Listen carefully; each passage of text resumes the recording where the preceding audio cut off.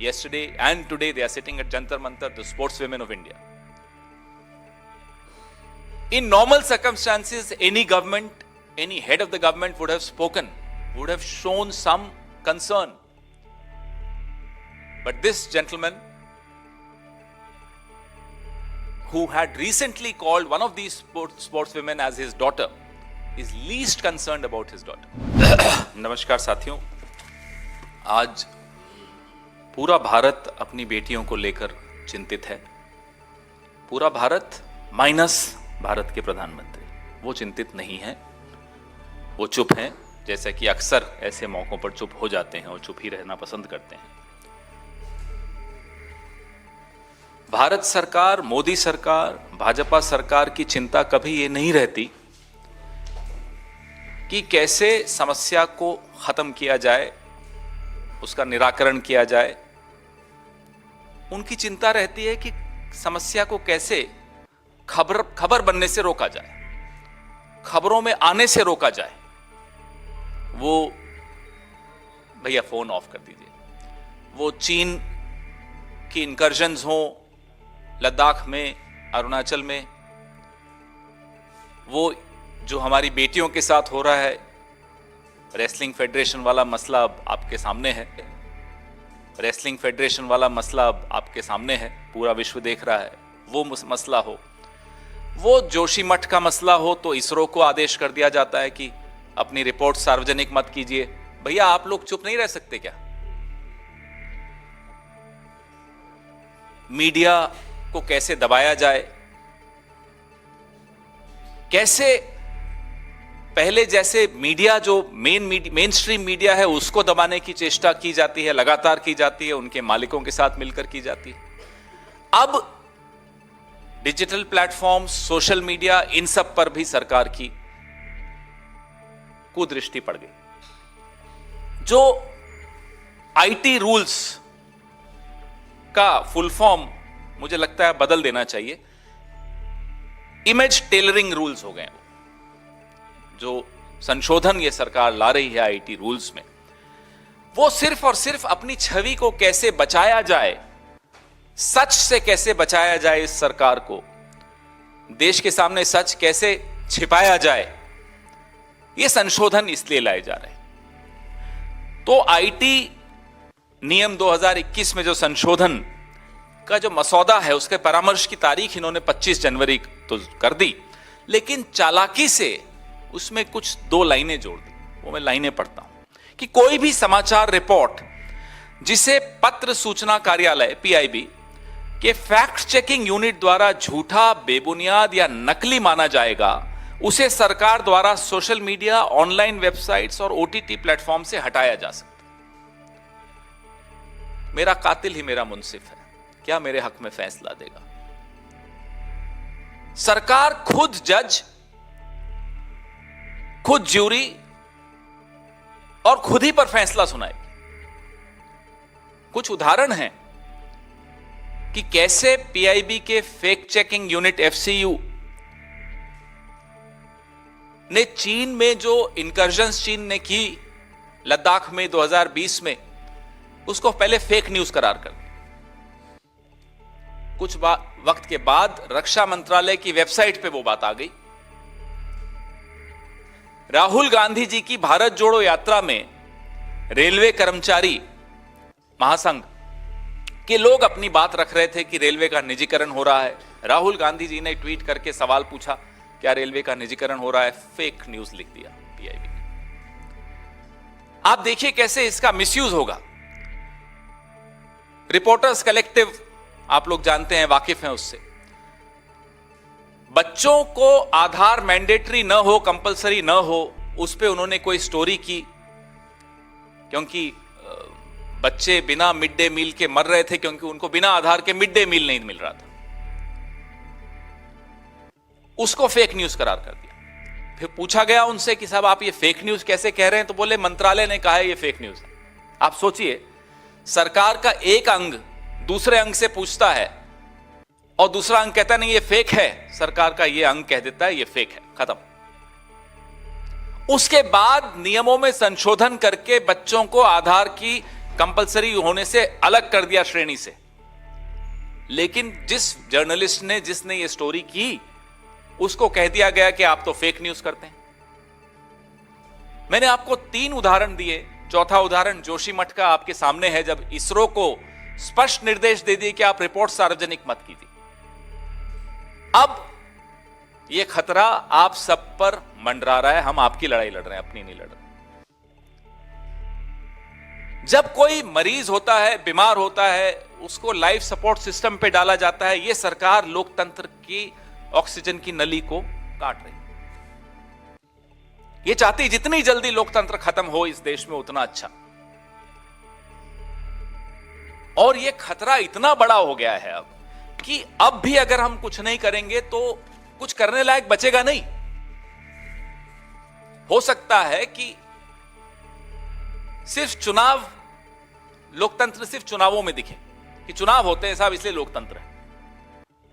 5 साल जो होते हैं चुनाव के बाद और 2 चुनावों के बीच में, उसमें न मीडिया कुछ कर पाएगा। न्यायपालिका के साथ तो आप देख रहे हैं क्या किया जा रहा है।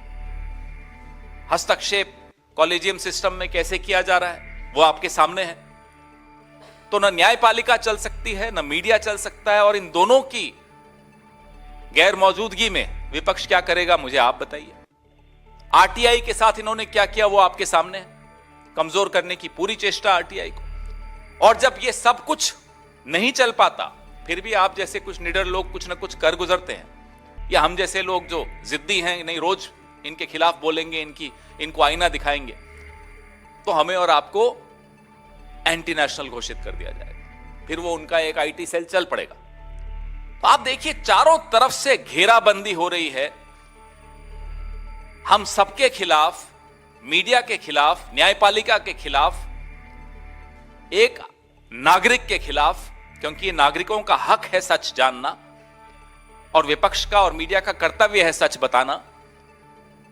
ऐसे में जब सरकार इस तरह से घेराबंदी कर रही हो और हम चुप रहें, हम और आप दोनों चुप रहें, तो ये घेराबंदी कल तक 2023 में पूरी हो जाएगी, क्योंकि 25 जनवरी तक इन्होंने ये रूल्स फ्रेम करने की समय अवधि बढ़ाई है।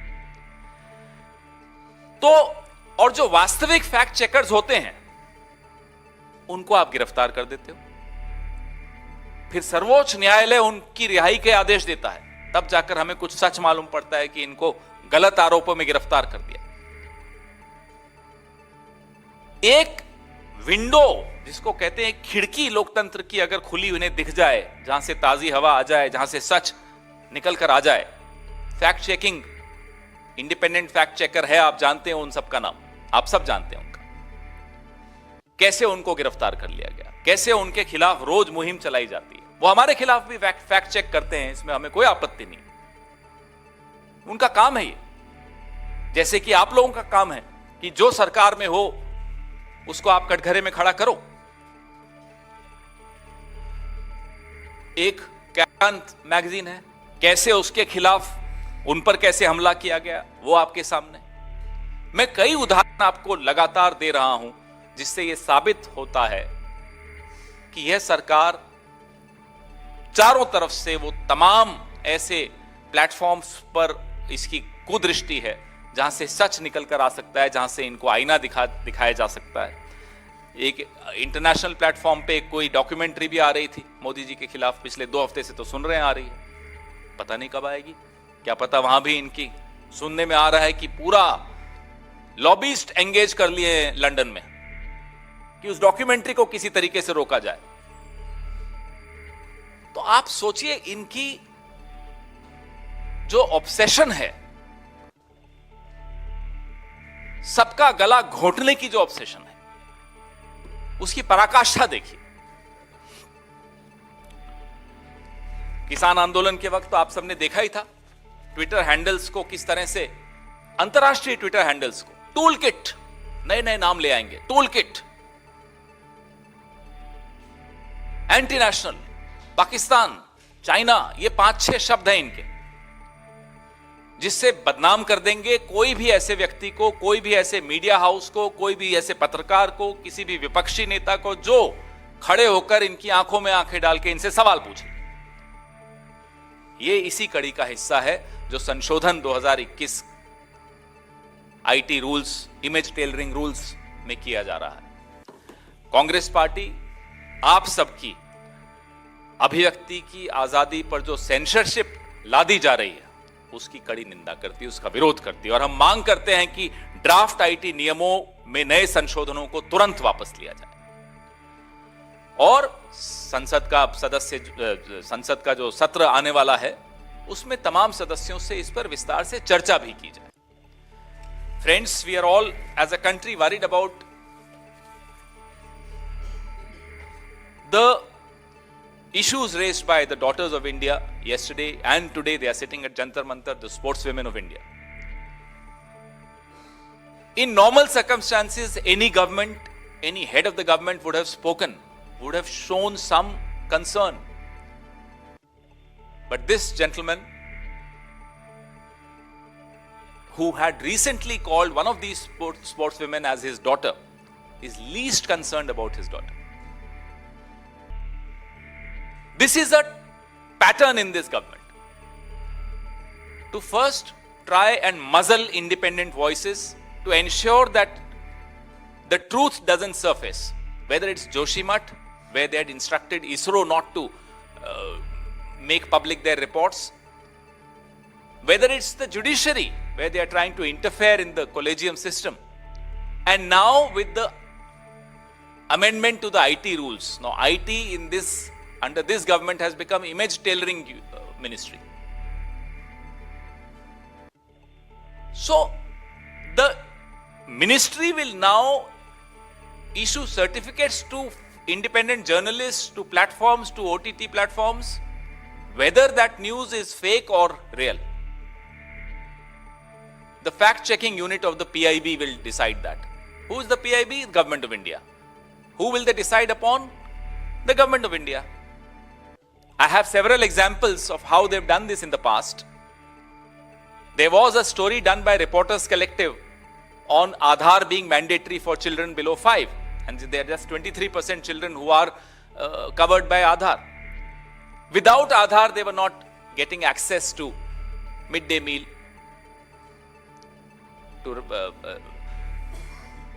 The Government of India termed that news report as fake.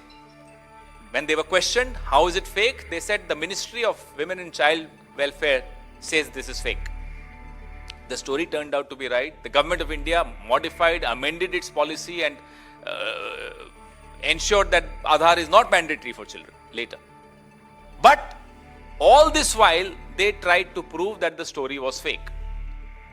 Mr. Rahul Gandhi, during his Bharat Jodo Yatra, was approached by the Railway Union, Mahasangh, where they were questioning the government's intention of privatizing railways. And Rahul Gandhi also tweeted and questioned. It was a question. The PIB called it a fake news. There are several other examples. Now with this amendment which they are proposing, they have extended the date to 25th of January this year.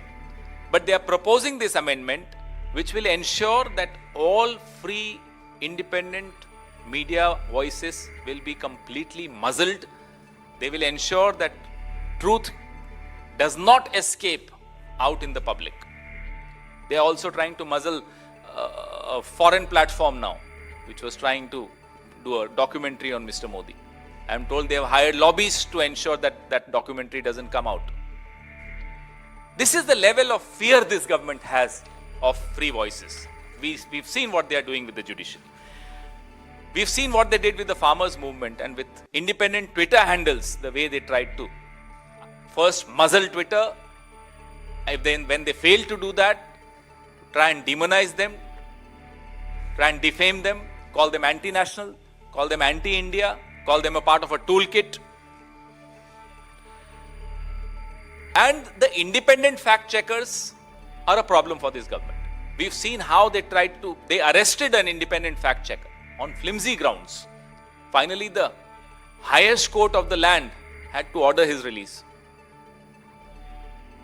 What is the government afraid of? Why are they afraid of the truth coming out? Try and solve the problems instead of trying to cover up the problem. So the Indian National Congress stands for your right to report. We oppose these amendments of the draft IT rules, and we demand from the government that these rules be withdrawn immediately. And there is a parliament session coming up. Please discuss, have widespread discussions on this, try and take everybody's opinion, then come up with these rules. Imagine if the PIB was given the freedom. Do you think these girls, these sportswomen, our girls, our daughters, do you think these reports would have come out? Your owners would have been under pressure not to report.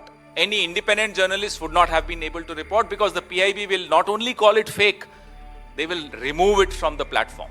That's the kind of power this government is trying to give to itself. Your questions, please.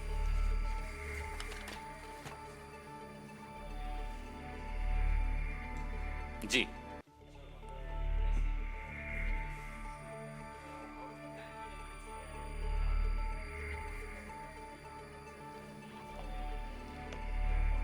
I mean, that's the first step. That's the first step that should have been done yesterday. Last night itself it should have happened. Had it been any other sensitive government, this would have happened immediately.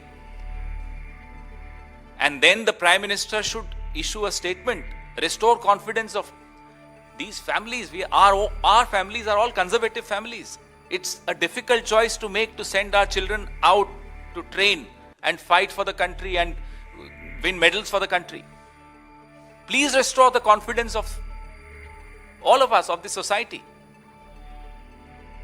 The sports minister should speak out. The Prime Minister should speak out. There should be resignations. Heads should roll immediately. This should have happened long back. 24 hours is too long a time. It's shocking. The silence is more shocking than what has happened.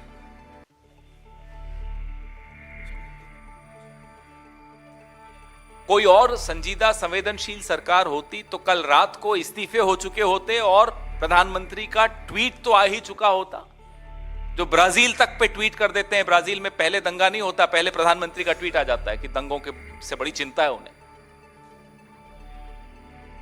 और इस्तीफे होते, प्रधानमंत्री का, खेल मंत्री का statement आता। हम सब साधारण परिवारों से निकलकर संघर्ष कर हमारे बच्चों को भेजते हैं मेडल्स जीतने, ट्रेनिंग लेने। वो विश्वास टूट रहा है और प्रधानमंत्री को इसकी बहुत बड़ी चिंता होनी चाहिए, क्योंकि पूरा विश्व देख रहा है कि इस देश में बच्चियों के साथ क्या हो रहा है। हम तो हैरान हैं कि ये चुप कैसे हैं 24 घंटे में। अब तक चुप क्यों बैठे हैं? बेटियां बैठी हैं जंतर मंतर पे। आप लोग चिंतित हैं, हम लोग चिंतित हैं, प्रधानमंत्री चुप हैं। क्यों नहीं हो रहे इस्तीफे?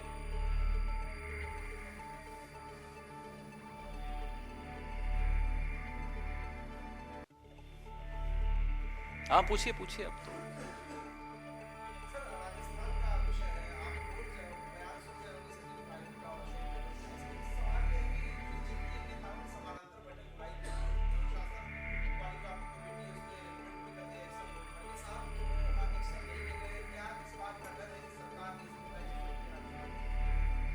अच्छा, मैंने तो रिपोर्ट नहीं देखी, आपने देख ली होगी। नहीं, जो भी रिपोर्ट है उसका क्या कंटेंट है, उस पर कैसे एक्शन होना है, हमारे यहाँ तो प्रक्रिया है। हम उस प्रक्रिया का पालन करेंगे और जो भी होगा वो आपके सामने सार्वजनिक हो ही जाएगा।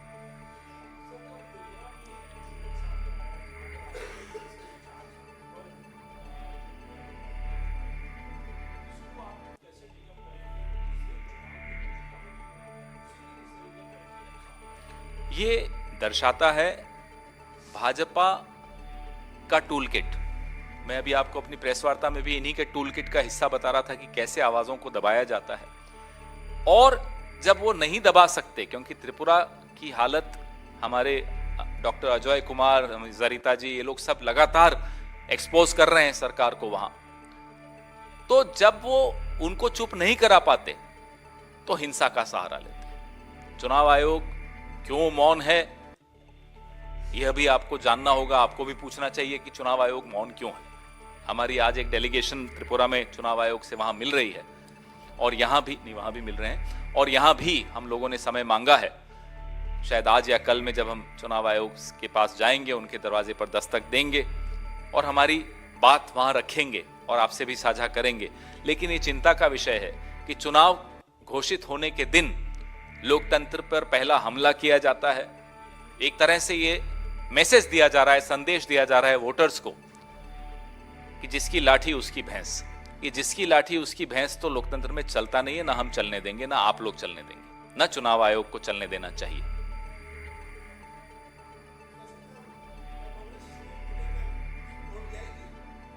हम आपकी अदालत में हैं, हम संसद में भी लड़ेंगे और इस पर हम अपनी आवाज बिल्कुल उठाएंगे। और हमें पूरी उम्मीद है, आपने तो इस मुद्दे पर जिस पर मेरी प्रेस वार्ता है एक भी सवाल नहीं पूछा, पहला सवाल आया है, उसके लिए स्वागत है आपका।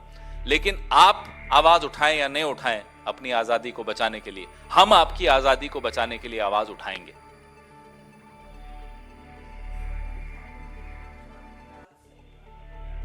We'll soon know. Let there be some curiosity. Don't worry about it. We are aware of all these statements. We are watching everybody and we are hearing everybody. We'll soon know.